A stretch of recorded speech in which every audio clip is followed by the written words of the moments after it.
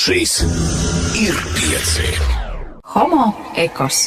Raidījums par dabai draudzīgu dzīvesveidu kopā ar Latvijas vides aizsardzības fondu.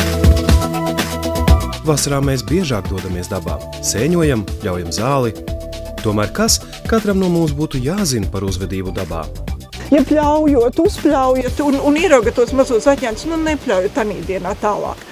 Atklājot pa nakti, lai tā mamma aizved tos zaķēnus uz labu vietu, neņemat viņus tūt istabā, nedomājat, ka šitāds uz plaukstu turam zaķēns, viņš pārtiks no rupmais, no burkāniem un kaut kāds zāles, ja? Bez mammas pieniņa viņš aizies bojā.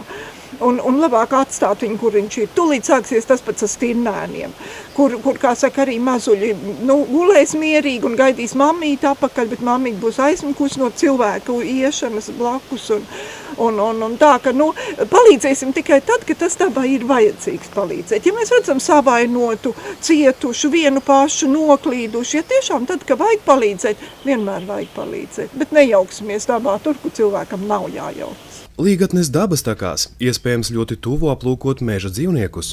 Tomēr atcerieties, ka šogad, braucot ciemos uz Līgatni, jums jāatceras par īpašu jubileju.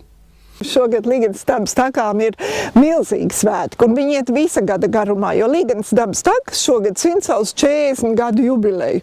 Un to, man liekas, ne tikai cilvēku un apmeklētāji zina, bet to arī mūsu dzīvnieki sapratuši, ka Līgatnes dabas takām šogad ir svētki. Un, teiksim, pirmo reizi 40 gadu laikā tieši šogad meža cūkā mums piedzima sivēni. Meža cūka mūsu ir mamma, Annas ir tēvs, un nekad tas iepriekš nav bijis. Un tā, ka tas ir tāds liels pasākums. Dodoties dabā, ir jācenšas netraucēt meža dzīvniekus un jāmēģina atstāt pēc iespējas mazākas savas klātbūtnes pēdas.